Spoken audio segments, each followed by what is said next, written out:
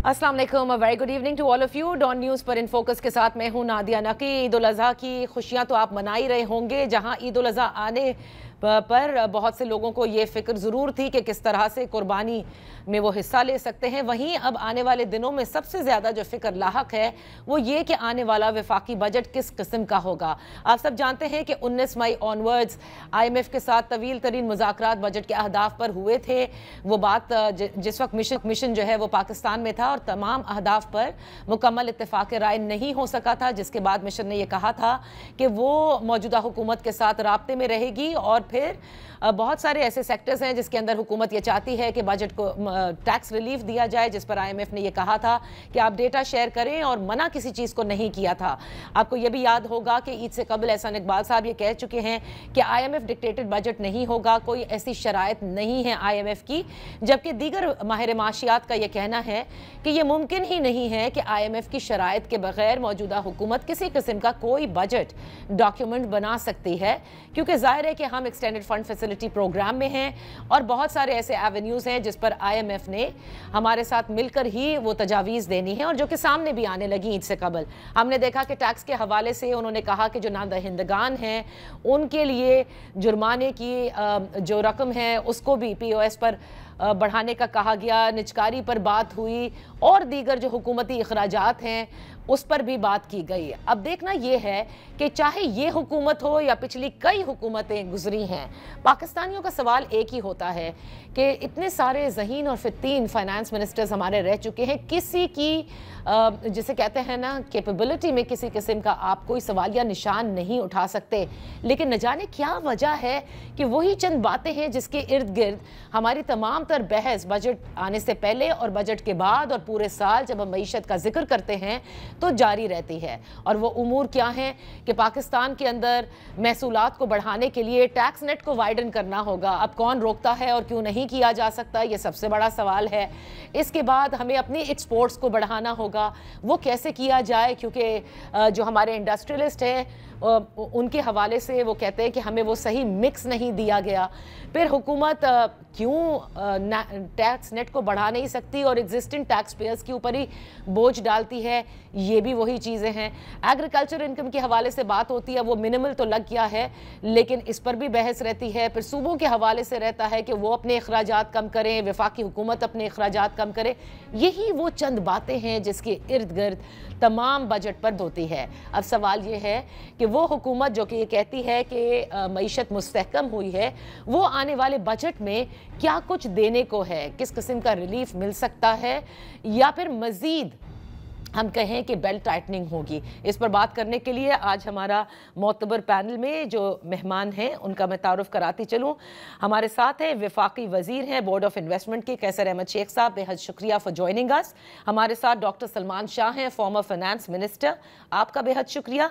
और हमारे साथ हैं डॉक्टर खाकान नजीब, माहिर माशियात, बेहद शुक्रिया फॉर ज्वाइनिंग अस। गुफ्तगू का आगाज़ कैसर अहमद शेख मैं आपसे करना चाहूँगी। सबसे पहले तो ये बताइएगा कि आने वाले बजट में टैक्सेस की भरमार होगी और एग्जिस्टिंग टैक्स पेयर्स को मजीद आप टैक्स के बोझ तले दबाएंगे? Very simple and quick. बिस्मिल्लाहिर्रहमानिर्रहीम। देखिए, ये तो हमारे वज़ीर ख़जाना बार बार कह चुके हैं कि हम सैलरी तबके को बोझ ज़्यादा है, उनका कुछ टैक्स में रिडक्शन करेंगे, उनके जो टैक्स का रेट है वो कम करेंगे। फिर जो हमारी 1 करोड़ फैमिलीज हैं जो कि इंतहाई गुर्बत के निचले तबके हैं, उनको हम बेनज़ीर इनकम सपोर्ट का भी कह रहे हैं कि वो काफ़ी अमाउंट में इंक्रीज़ हो रही है। उसके साथ साथ ये भी आम सब को रिवील हो चुका है कि कस्टम में जो इनडायरेक्ट टैक्स होता है जिसका बोझ आम आदमी पे यानी इनडायरेक्ट पड़ता है, कस्टम की ड्यूटीज़ का, इम्पोर्ट ड्यूटीज़ का, वो भी हम कुछ ना कुछ कम कर रहे हैं, कदरे कम कर रहे हैं। तो ये तमाम चीज़ें रिलीफ की हैं जो कि आम लोगों को इसका बेनिफिट पहुंचेगा। और हम चाह रहे हैं कि जितना भी इन हालात में, देखिए हमारा जो डिफेंस का बजट था वो इंडिया के मुकाबले में 10% है, 10% है।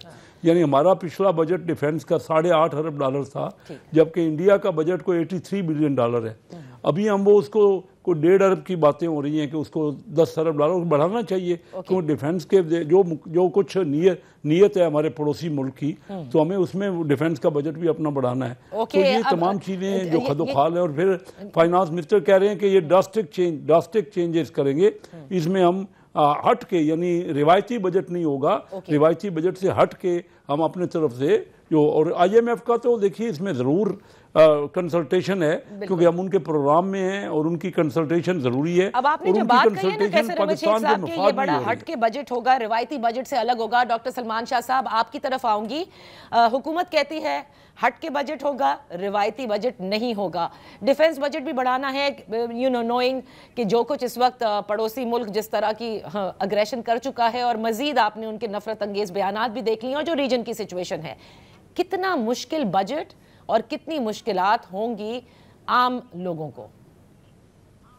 जी ये बिल्कुल सही है, क्योंकि इस दफ़ा बजट जो है ये डिफेंस के इर्द गिर्द घूमेगा, क्योंकि अभी बजट से पहले ही हमने 4 दिन की जो स्कर्मिश हुई है इंडिया के साथ, वो खासी एक्सपेंसिव है, उसकी रिप्लेनिशमेंट करने की ज़रूरत है, फिर आपको अपने एयर डिफेंसेस को और बेहतर करने की ज़रूरत है, और वैसे भी जो बेलिजरेंस हिंदुस्तान की तरफ से आ रही है, तो हमारे लिए तो एक एग्जिस्टेंशियल थ्रेट है जिसको दूर करना बहुत ज़रूरी है, और वो डिफेंस के बजट के उसका खासा गहरा तल्लक है, और तकरीबन ये मेरा ख्याल है डिफेंस में आपको 50 से 60% इजाफा करना पड़ेगा पिछले सालों के मुताबिक, और एक लॉन्ग रेंज ये काम करना पड़ेगा जो अगले कई सालों तक आपका डिफेंस बजट पहुंचा जाएगा।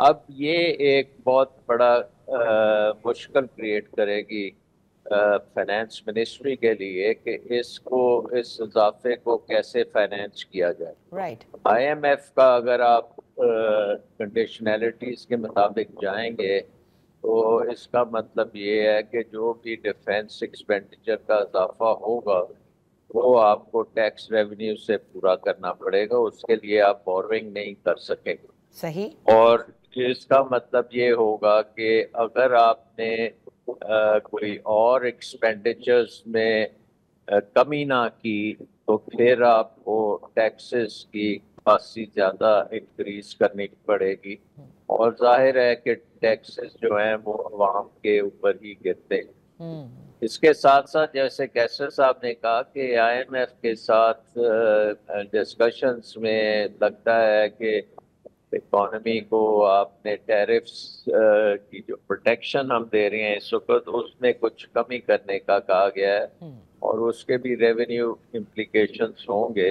और आपको और जगहों से फिर रेवेन्यू इकट्ठा करना पड़ेगा। तो तीसरी चीज ये है कि हमारा मुल्क जो है एक किस्म का परपेचुअल IMF प्रोग्राम में है, और अगर ये जंग ना होती तो फिर इस बजट में हमने बहुत ज़्यादा एक्सपेक्टेशंस थी कि स्ट्रक्चरल रिफॉर्म्स की जाएंगी। बहुत सी जो हुकूमती महकमे हैं उनको डाउन साइज किया जाएगा, राइट साइज किया जाएगा, एडमिनिस्ट्रेटिव खर्चे कम किए जाएंगे, और बेसिकली डीरेगुलेट किया जाएगा। सो डीरेगुलेशन, लिबरलाइजेशन, प्राइवेटाइजेशन, ये बहुत मेजर किस्म की चीजें थी जो हम एक्सपेक्ट कर रहे थे। नाउ अब आपकी अगर जंग की सूरत हाल है तो इसमें मेरा ख्याल है कि प्राइवेटाइजेशन करना खासा मुश्किल होगा। अच्छा, क्योंकि इन्वेस्टमेंट क्लाइमेट जो है वो इतना अच्छा नहीं रहेगा, क्योंकि जंग की सूरत हाल में दोनों ममालिक, इंडिया में भी इन्वेस्टमेंट के ऊपर बहुत नेगेटिव इम्पैक्ट आएगा और पाकिस्तान में भी इन्वेस्टमेंट पे बड़ा नेगेटिव इम्पैक्ट आएगा। तो डॉक्टर साहब I will come to you with the privatization, लेकिन ये जो आपने बहुत अहम बात की कि किसी भी इस वक्त फाइनेंस मिनिस्ट्री के लिए ये बड़ा मुश्किल होगा, क्योंकि जाहिर है कि डिफेंस बजट इंक्रीज होगा, इसको फाइनेंस करना है, बोरोइंग नहीं कर सकते, तो यकीनन के टैक्सेस की भरमार होगी। अब सवाल ये होता है डॉक्टर खाकान नजीब साहब, आप क्या देख रहे हैं कि देखिए टैक्स नेट को बढ़ाना एक मतलब बहुत बड़ा मसला रहा है इस हुकूमत के लिए भी और पिछली हुकूमतों के लिए भी, लेकिन इस वक्त क्या करेंगे? कैसर अहमद शेख साहब तो कहते हैं कि तनख्वाहदार तबके को उन्होंने रिलीफ देना है, जो कि औरंगजेब साहब कह ही चुके हैं, लेकिन आप ये रिलीफ होता देख रहे हैं, टैक्स नेट को वाइडन होता देख रहे हैं, या एग्जिस्टिंग टैक्स पेयर्स को मजीद टैक्स देते देख रहे हैं? और जो होता है ना कि आप एफडी भी बढ़ा देते हैं, आप जीएसटी भी बढ़ाते हैं और उन आइटम्स पे भी लगा देते हैं, लग्जरी आइटम्स की लिस्ट में और अशिया डाल देते हैं, यही सब कुछ होता रहेगा, लेवी बढ़ा देते हैं? नादिया साहब, given everything, I think still Pakistan has a very good chance कि अगर आप एक ट्रांसफॉर्मेशनल बजट देना चाहें तो आप जरूर दे सकते हैं। इसकी दो वजूहत हैं। पहली वजह यह है कि आईएमएफ में होते हुए आपको एक बहुत अच्छी ब्रीदिंग स्पेस मिल गई है, टाइम एंड स्पेस दोनों आपके पास थी बिफोर इवन जो हमारी कॉन्फ्लिक्ट में हम गए, क्योंकि एक मैक्रो स्टेबिलिटी मुल्क में आ गई थी, इन्फ्लेशन मोर देन एस्टिमेटेड नीचे आ गई थी, बैरूनी खसारा भी संभल गया था और रिजर्व्स आज 13 अरब डॉलर पे खड़े थे। तो पहले तो ये समझें कि बड़ी अच्छी स्पेस है आपके पास ट्रांसफॉर्मेशनल वर्क करने के लिए। आईएमएफ में जाते भी लोग इसलिए ही हैं, अथॉरिटीज, कि उनको स्पेस मिल जाए फंडामेंटल काम करने के। वो स्पेस एग्जिस्ट करती थी। मेरा पॉइंट ऑफ व्यू डिफेंस पे भी जरा मुख्तलिफ है और वो is the following.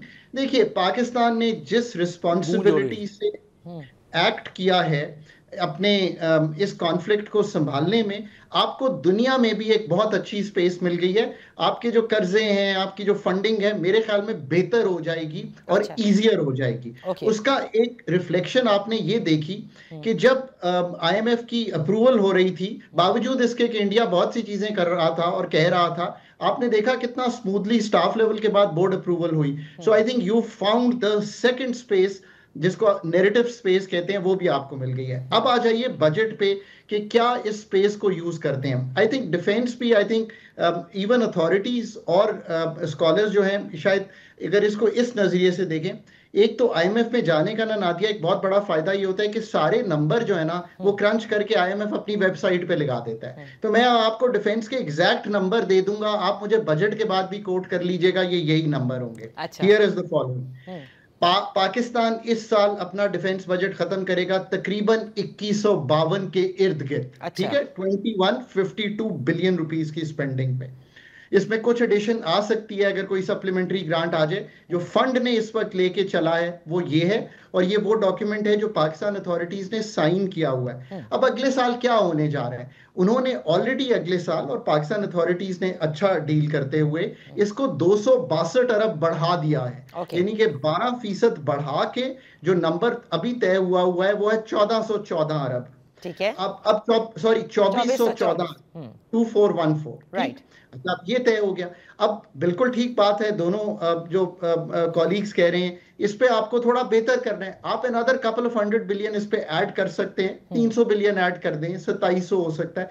That depends कि क्या डिफेंस की नीड्स आती हैं। जैसे डॉक्टर साहब फरमा रहे थे कि कितना खर्चा हुआ है, कितनी एडिशन होनी है, आप जितना भी एडिशन करना चाहें वो आप कर सकते हैं। अब ये दो तरीकों से तय होना है। अब आईएमएफ आपको, एक तो आपको मैंने नंबर दे दिया so that we all understand कि ये शायद हैंडल हो जाएगा। अब दूसरी तरफ आइए, आईएमएफ आपको क्या कहता है बजट में, ये भी बड़ा क्लियर है। उसने आपको ये कहा है कि आपका जो खसारा है, देखिए हर कोई ये कहता है ना 2 खसारे संभालने मुल्क संभल जाएगा, वो क्या है? एक है आपका खसारा जो मालियाती होता है, ये कितना कमाना है और कितना खर्च करना है। आईएमएफ ने इस बजट में वो रखा है, ये भी नंबर नोट कर लीजिए, बजट जब आएगा देख लीजिएगा, 5.1% खसारा करने की गुंजाइश है। सो बजट इसी फ्रेमवर्क में बनना है। सो फ्रेमवर्क्स आर वेरी क्लियर, अभी तो जुजियात तय होनी है। अब इसमें आपने तय करना है टैक्स का जो हदफ है, वो सबसे बड़ी इस वक्त की निगोशिएशन है, वो क्या है? देखिए, इस साल हुकूमत ये कह रही है कि हम 12,300 अरब कंप्लीट करेंगे। मेरा ये ख्याल है कि ये शायद नहीं होगा। हम तकरीबन 12,000 अरब के जो इर्द गिर्द कहीं ये साल जो है वो खत्म करेंगे। ठीक है, अगले साल आईएमएफ के साथ ये तय हुआ है कि 14,300 अरब कंप्लीट आपने लाना है घर। अब वो 14,300 को थोड़ा रिव्यू कर लें तो कहीं 2,000 अरब नई टैक्सेशन में आना है, कुछ ऑटोनमस ग्रोथ से आना है, 500-600 अरब के टैक्स के रद्दोबदल सामने आने ही आने हैं। ठीक है, वो भी मैं आपको बता सकता हूं when if you come back to me कि वो क्या टैक्सेस आई विल। लेकिन देखिए, one last thing on the taxation on 2 areas आपको बेहतरी भी दिखाई देगी। वन एरिया इज जो इनकम स्लैब है 6 लाख का, आईएमएफ इतना बेवकूफ नहीं हो सकता कि वो मुझे ये कहे कि मेरी 6 लाख अगर सालाना की आज इनकम है और 3 साल पहले भी यही इनकम थी, तो उसकी बाइंग पावर वो है, तो ये 6 लाख जो जहां पे टैक्स नहीं लगता ये 10 लाख पे चली जाएगी। अब I would like it to go to 1.2 million, but let's see कि कहां जाएगी। ठीक है, कुछ आपने कहा ना कि कुछ तो रद्दोबदल होंगे टैक्सेस में, लेकिन जो रेवेन्यू टारगेट सेट हो रहा है उसके नए टैक्सेस ज़ाहिर लगने हैं। आने वाले बजट पे गुफ्तगू जारी रहेगी। यहाँ पर एक ब्रेक लेते हैं, ब्रेक के बाद वापस हाजिर होंगे।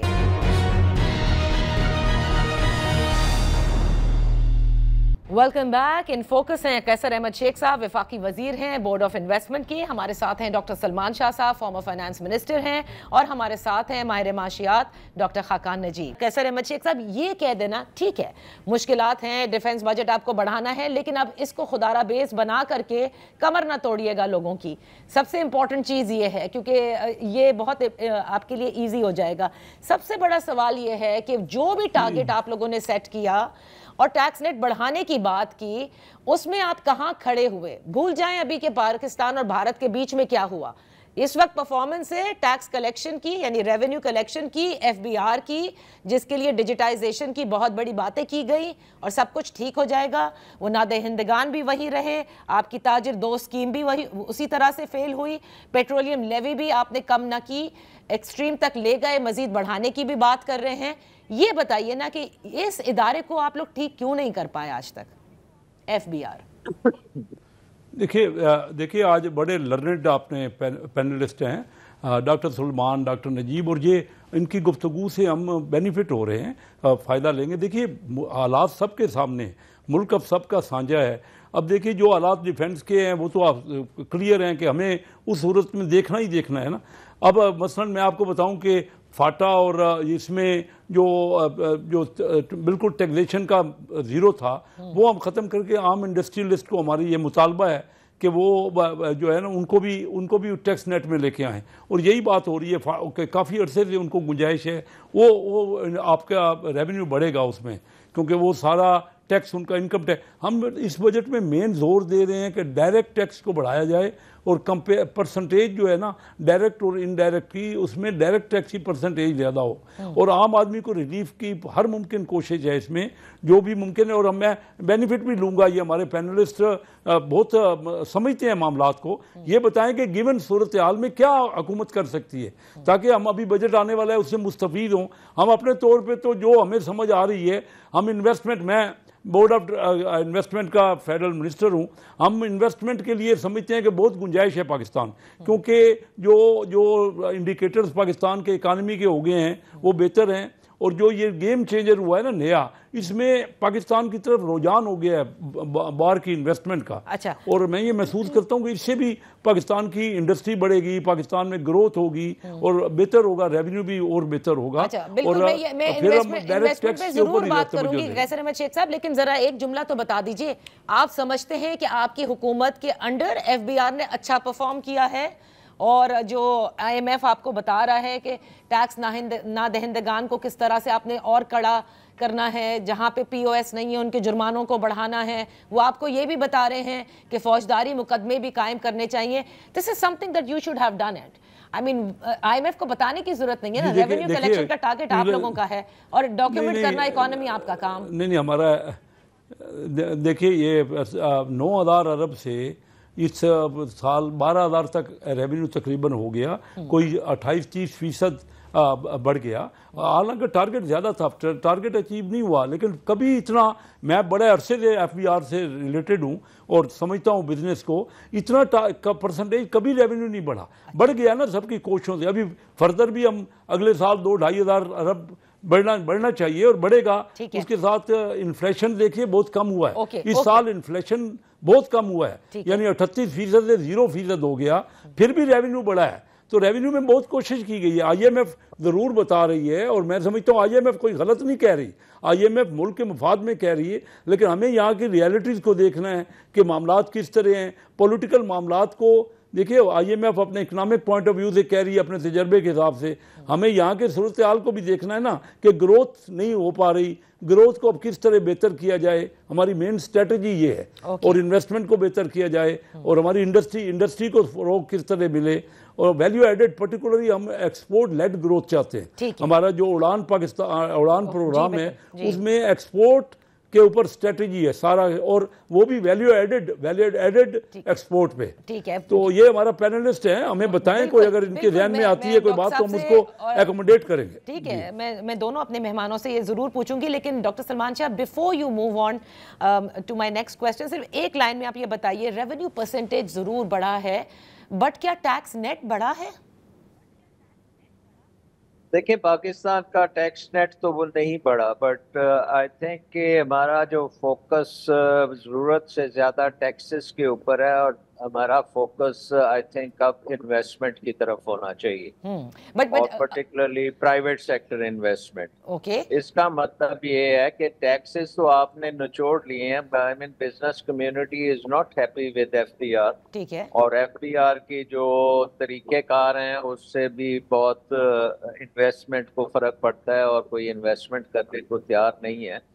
और आपको नजर भी आता है कि आपका अपना जो डोमेस्टिक एंटरप्रेन्योर है वो भी इन्वेस्ट नहीं कर रहा और बैंकों से कर्जे भी वो नहीं ले रहे। सो आई थिंक कि हमें अगर इस दलदल से निकलना है तो उसका रास्ता इन्वेस्टमेंट है। तो सर उसको कैसे बढ़ाया जाएगा जब जो आपके इन्वेस्टर्स कहते हैं कि यहाँ पर बिजली महंगी, यहाँ पे कॉस्ट ऑफ डूइंग बिजनेस महंगा, तो हम कैसे कर सकते हैं यहाँ पर?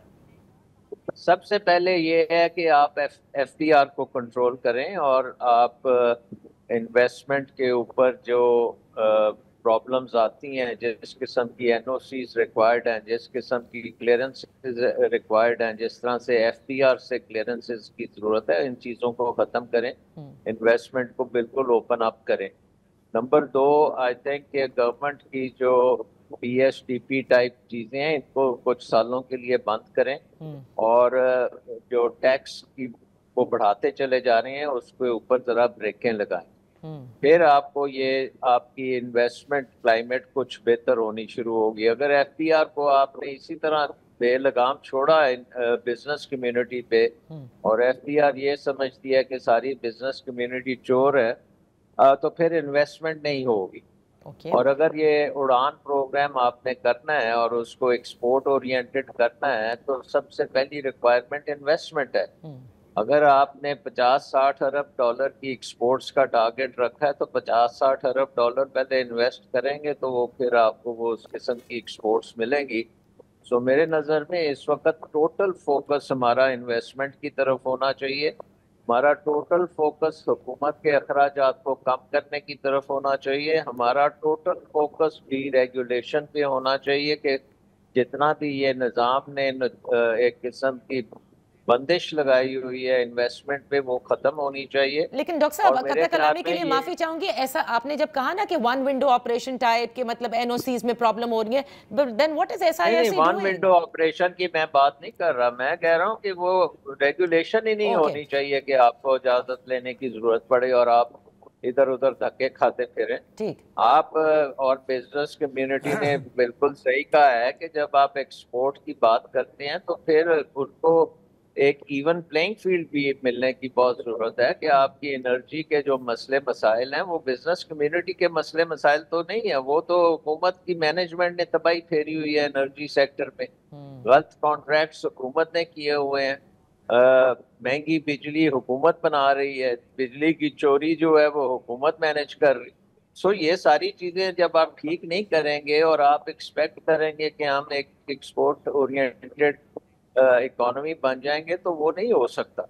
सो बहुत रेडिकल किस्म की आपको रिफॉर्म्स चाहिए, आपको गवर्नमेंट की मशीनरी की रिफॉर्म्स चाहिए, आपको हुकूमत को छोटा करने की रिफॉर्म्स चाहिए, मर्जर्स करने की रिफॉर्म चाहिए। देखें हमारी हर मिनिस्ट्री अलग अलग काम कर रही है। प्लानिंग वाले अपना काम करते हैं, फाइनेंस वाले कुछ और करते हैं, कॉमर्स वाले कुछ तीसरा काम कर रहे हैं, इन्वेस्टमेंट वालों को इधर उधर फिर रहे होते हैं, इन्वेस्टमेंट को तो कोई घास ही नहीं डालता। सो आई थिंक ये गवर्नमेंट पूरी आपको रिवैम्प करनी पड़ेगी। 70 साल हमने देख लिया कि ये निज़ाम नहीं चल सकता। सही। और ये निज़ाम थोड़ा बहुत इधर उधर टिंकरिंग करने से ठीक भी नहीं हो सकता। अब आपको बड़े रेडिकल मेजर्स लेने पड़ेंगे। अब फाइनेंस मिनिस्टर बातें बड़ी अच्छी करते हैं, लेकिन वो उनकी इम्प्लीमेंटेशन मुझे नजर नहीं आती। और जब पता वो राइट साइजिंग कहते हैं तो अभी तक तो राइट साइजिंग नहीं हुई। सर, उसकी जब वो कमेटियां बना कहते दी हैं हैं शहबाज शरीफ साहब ने बहुत सारी, आपको पता होगा। हाँ, तो कमेटियां बनाई हैं तो इसका मतलब है अभी बहुत टाइम लगेगा इन सारी चीजों को। ये चीजें तो आपको आज से 5 साल पहले कर लेनी चाहिए थी ना। राइट। कमेटियां पहले बनी होनी चाहिए थी, अब इम्प्लीमेंटेशन हो रही होनी चाहिए ओके थी। ओके, सो डॉक्टर सो साहब आई आपने think we are in a situation where time हमारे पास नहीं है, काम बहुत ज्यादा है। इन्वेस्टमेंट क्लाइमेट हमारा मुल्क का ठीक नहीं है। हमें अपना हाउस इन ऑर्डर करने की जरूरत है, अमन लाने की जरूरत है। और हिंदुस्तान जो है वो हमारे सर पे चढ़ा हुआ है। ठीक। उसके साथ आप अगर आपने मुकाबला करना है तो एक यूनाइटेड मुल्क के तौर पे आपको करना पड़ेगा, जिसका मतलब है इकोनॉमी आपकी बेहतरीन चले, हर चीज आपकी ठीक ठाक होनी चाहिए। जिस तरह हमारी एयरफोर्स ने काम दिखाया है हिंदुस्तान की एयरफोर्स के खिलाफ, तो वो एक बड़ी मॉडर्न टेक्नोलॉजी के साथ वो जंग जीते हैं।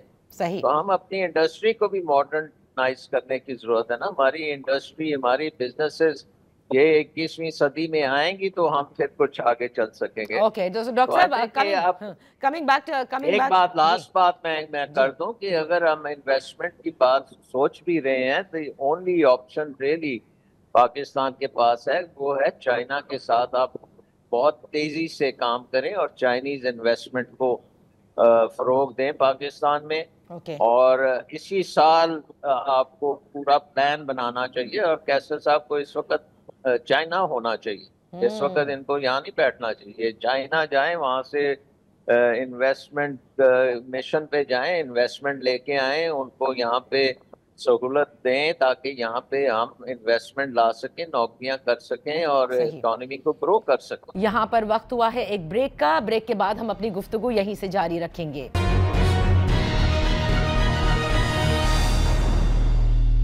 Welcome back. इन फोकस हैं कैसर अहमद शेख साहब, वफाकी वजीर हैं बोर्ड ऑफ इन्वेस्टमेंट के। हमारे साथ हैं डॉक्टर सलमान शाह साहब, फॉर्मर फाइनेंस मिनिस्टर हैं। और हमारे साथ हैं माहिर माशियात doctor Khaqan Najib. Doctor Salman Shah finance minister रह चुके हैं, तो उन्होंने बता दिया कि रिफॉर्म्स करने की ज़रूरत है, आपको पूरा गवर्नमेंट मशीनरी रिवैम्प करने की ज़रूरत है, अखराजात कम करने की ज़रूरत है, डी रेगुलेशन की ज़रूरत है और इन्वेस्टमेंट क्लाइमेट को बेहतर करने की ज़रूरत है।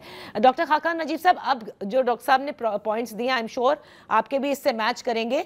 ये जो बात होती है ना अखराजात कम करने की और राइट साइजिंग की भी बात की गई, और जो कि ये मौजूदा हुकूमत भी करती आ रही है, आपसे IMF भी कह रहा है, और ये इतनी सारी मिनिस्ट्रीज और उनको किस तरह से कम किया जाए। बात ये कि सूबों के अखराजात के कम करने की भी बात बार बार की जाती है कि वो भी अपने रेवेन्यू जो हैं के मौके बढ़ा सकते हैं, क्योंकि 18वीं तरमीम भी हो चुकी है। लेकिन हर बजट में, जैसे डॉक्टर साहब ने कहा, PSDP को भी लेट गो प्लीज। लेकिन ये तो होगा कि PSDP में ना सिर्फ इत्तेहादी जमातें अपने बजट वो लेकर आएंगे, सूबे अपने प्रोजेक्ट्स अभी से ही बता रहे हैं, फिर बहुत से MNAs होंगे वो अपने मांगेंगे।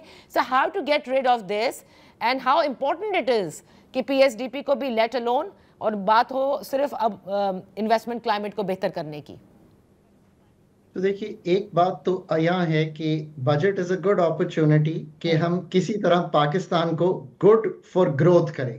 That's the most important thing we all want to do. Stabilization हो गई है, स्पेस मिल गई है पाकिस्तान को।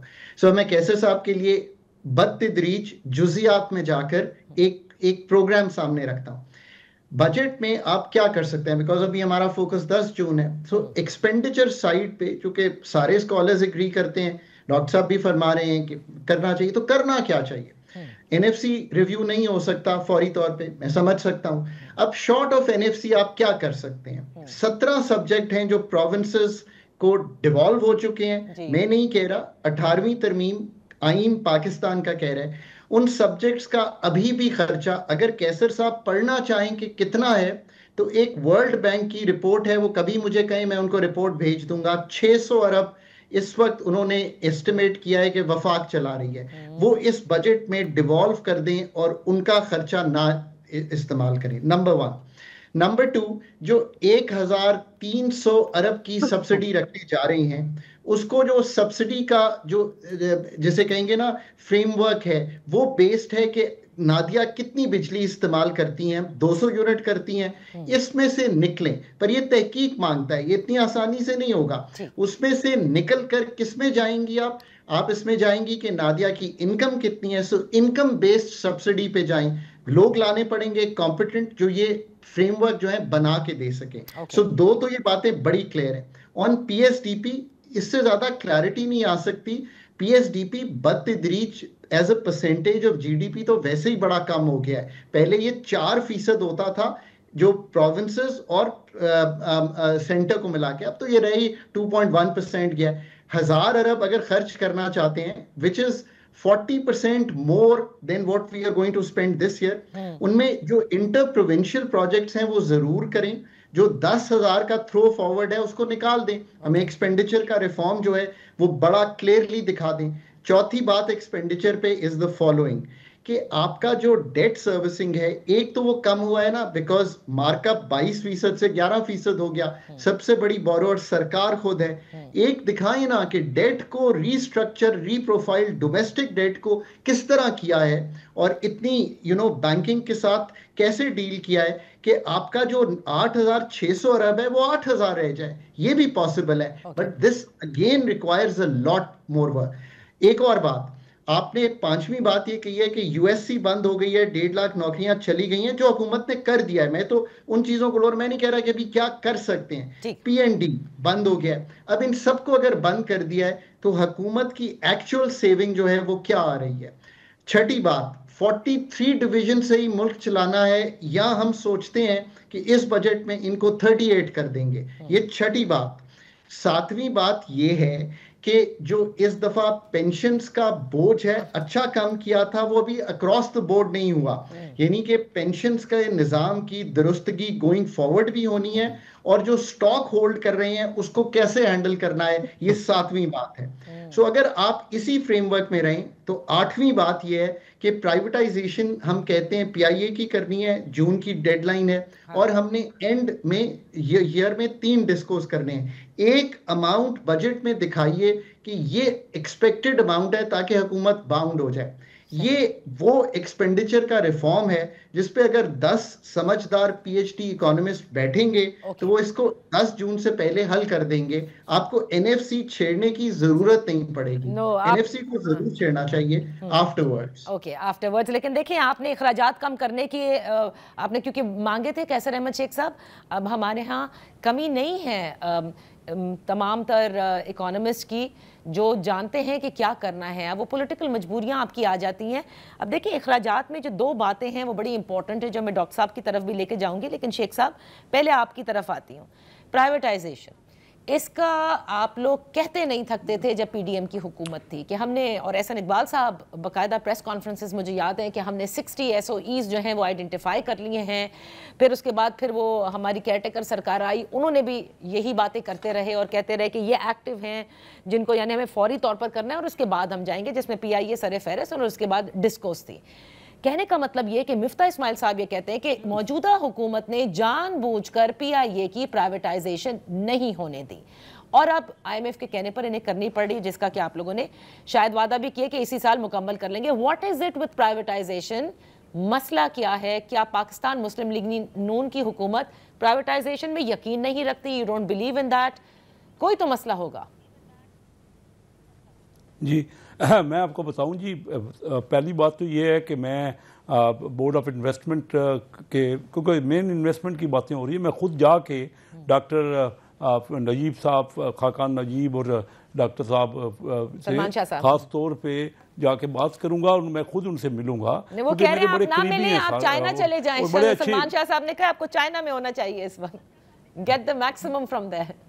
अच्छा डॉक्टर सलमान साहब, क्योंकि मैं बड़ा उनका मदाह हूँ और बड़ी अच्छी उन्होंने इन्वेस्टमेंट की बातें की हैं, जो भी उन्होंने कहा है और हम कर रहे हैं। उस डॉक्टर साहब खुश होंगे ये सुन के कि हमने असेंबली में बिल पेश किया है हमारी मिनिस्ट्री ने, जिसमें आसान कारोबार का बिल है, जिसमें हम तमाम, इस वक्त पाकिस्तान में 100 इदारे हैं जो कि इजाज़तें दे रहे हैं, परमिशन दे रहे हैं, जो कि लाइसेंस दे रहे हैं, हम सबको कर रहे हैं, रैशनलाइज कर रहे हैं। सारी मिनिस्ट्रियों के साथ हम मुतवाज़ा दुनिया के बड़े कंसल्टेंट्स को हमने बुलाया और इसको हम जो दूसरे मुल्कों ने किए ना वन विंडो टाइप का ऑपरेशन, हम भी इंशाल्लाह आपको, लेकिन इसमें टाइम लग रहा है, 3-4 महीने 6 महीने का और प्रोसीजर है। हम बड़ी तेज़ी से ये कर रहे हैं सारे, और ये ठीक उन्होंने कहा कि जब तक बिजनेसमैन को ये देखिए बार बार इदारे तंग करते हैं, मैं खुद रिप्रेजेंट करता हूँ बिजनेस को, आपको तो सब पता है, और मैं यकीन जानिए कि पाकिस्तान में पोटेंशियल है। जिस तरह हमारी एयरफोर्स ने जो नाक चने चबाए ना इंडियन, बावजूद उनके बड़े तकब्बर के और गरूर के, तो इंशाल्लाह, और ये आप सब अप्रिशिएट करेंगे कि 1-1.25 साल में जो नामुमकिन है वो करके दिखाया गया है। जो इंडिकेटर्स बेहतर हुए हैं दुनिया के इदारों ने और दुनिया के रेटिंग कंपनीज ने, आपको बेहतर इकानमी को जो इम्प्रूवमेंट हुई है उसको सराहा है ना। देखिए 38% से अगर 0 पे आ गई इन्फ्लेशन, या आपका डॉलर एक्सचेंज रेट जो है वो बिल्कुल मजबूत है एक जगह पे डॉलर के साथ, उसके साथ साथ पॉलिसी रेट आपका 22 से 11 हो गया। इन्वेस्टमेंट का बहुत डॉक्टर साहब ने सही बात की है। मैं ये महसूस करता हूँ कि जब तक इन्वेस्टमेंट नहीं बढ़ेगी, और पहले पाकिस्तान के प्राइवेट सेक्टर में होगी, इस वक्त उसके ऊपर काफ़ी पाबंदियाँ हैं। कई गवर्नमेंट के इदारे हैं जो बार बार, यानी मैंने आपसे कहा ना कि एक मेडिकल का कोई दवाई कोई हमने रजिस्टर करानी है ना, तो इस वक्त प्रैक्टिकल पोजीशन ये है कि उसको 2 साल लगते हैं उसके प्रोसीजर्स में, और 2 साल के अंदर अंदर दवाई नहीं आ जाती है, नई दवाई आ जाती है। तो हमें 100 इदारे हैं जो चेक कर रहे हैं, और सूबाई इदारे अलग हैं, नेशनल इदारे अलग हैं। तो ये जो है बिल्कुल दुरुस्त बात है, और जब तक ये इसी तरफ ध्यान है, जो कुछ इंडिकेटर्स थे ना, पाकिस्तान बड़ी मुश्किल में था ना, डिफॉल्ट की कंडीशन थी, कोई अप्रिशिएट भी तो करे कि क्या इस हुकूमत ने की है, बड़ी मेहनत की है और बड़ा स्ट्रिक्ट, और जो कुछ करना है वो ज़रूर करना है। मैं अप्रिशिएट करता हूँ कि बड़े अच्छे मशवरे दिए जा रहे हैं। पाकिस्तान में बड़े एक्सपर्ट लोग हैं, और पाकिस्तान तो सबका है ना, इन्होंने जो बातें बताएंगे इंशाल्लाह हम उसको अकोमोडेट करेंगे। मैंने आपसे कहा ना कि बेनिफिट ले रहा हूँ मैं इनके सारी बात, इन्वेस्टमेंट दुनिया में, और ये उड़ान पाकिस्तान तब कामयाब होगा, और ये कामयाबी होगी आपकी एक्सपोर्ट की लेड ग्रोथ में जब तक इन्वेस्टमेंट आए। प्राइवेटाइजेशन की आपने एक सवाल पूछा था, अब मुझे बताइए कि हमारी कोलिशन गवर्नमेंट है, या तो हम सब पार्टियां एक पेज पे हो ना, तो हमें साथ लेके चलना है अपने पॉलिटिकल, अपने एलाइज को भी। अगर हम एलाइज राजी नहीं है प्राइवेटाइजेशन पर, is that what you are saying? देखिए, जब आप कोशिश कर रहे हैं, जहाँ तक वो राजी हो रहे हैं वो हम प्राइवेटाइज कर रहे हैं उन चीज़ों को, लेकिन हर चीज़ पे तो वो नहीं, उनको मुझे मालूम है अपना पॉलिटिकल, उनका अपना इत्तेहादी हुकूमत के मसाइल अलग होते हैं, लेकिन इसका मतलब ये हुआ कि पाकिस्तान पीपल्स पार्टी PIA की प्राइवेटाइजेशन नहीं चाहती, आप ये कह रहे हैं? नहीं, वो तो चाहती है, तो तभी हम कर रहे हैं ना। फिर और कौन से इत्तेहादी हैं? लेकिन तमाम इदारों की जिस तरह, नहीं PIA की सिर्फ बात नहीं है ना, पाकिस्तान के तो जो बहुत ज़्यादा हम प्राइवेटाइजेशन चाहते हैं ना, हमारी मुस्लिम लीग का तो तमाम इदारों को हम चाहते हैं ज़्यादा से ज़्यादा प्राइवेटाइज किया जाए, और पीपल पार्टी हर इदारे की प्राइवेटाइजेशन के फेवर में नहीं है। तो ये जहां तक वो एग्री करते हैं वही काम हम कर सकते हैं ना, हमें वोट तो एक इदारे की तो प्राइवेटाइजेशन करनी होगी ना। तो फिर चलें, अब ये मुझे बताएं कि IMF के साथ जो कहा गया है कि PIA की इस साल में हो जाएगी, ये एक्सपेक्टेड है या नहीं? वो तो हो रहा है, PIA तो हो रहा है, वो तो ये अगले महीने में ही उसकी है सारी, तो वो PIA में प्रॉब्लम नहीं है। लेकिन मतलब बिजली के जो सारे कंपनीज हैं, अगर हम वो चाहें कि सारी की सारी प्राइवेटाइज कर दी जाएं, या और इदारों को प्राइवेटाइज किया जाए, रेलवे के बारे में भी बात, स्टील मिल, रेलवे, बहुत सारे बातें हैं कि उसको प्राइवेट सेक्टर में आए। ठीक है, यहाँ पर वक्त हुआ है एक ब्रेक का। ब्रेक के बाद हम अपनी गुफ्तगू यहीं से जारी रखेंगे।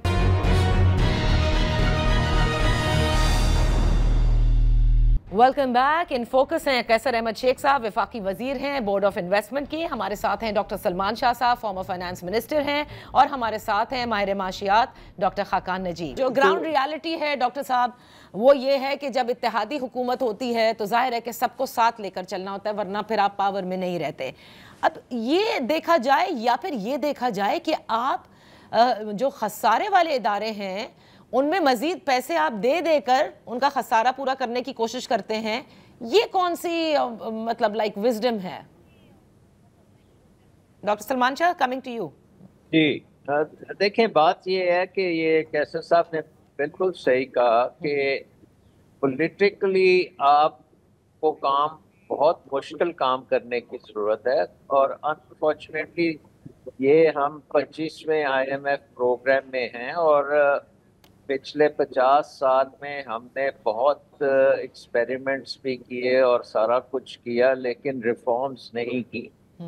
और अब वक्त आ गया कि जो ममालिक ने आज से 30 साल पहले रिफॉर्म्स की हैं, वो अभी हम उन रिफॉर्म्स को भी पूरा नहीं कर रहे।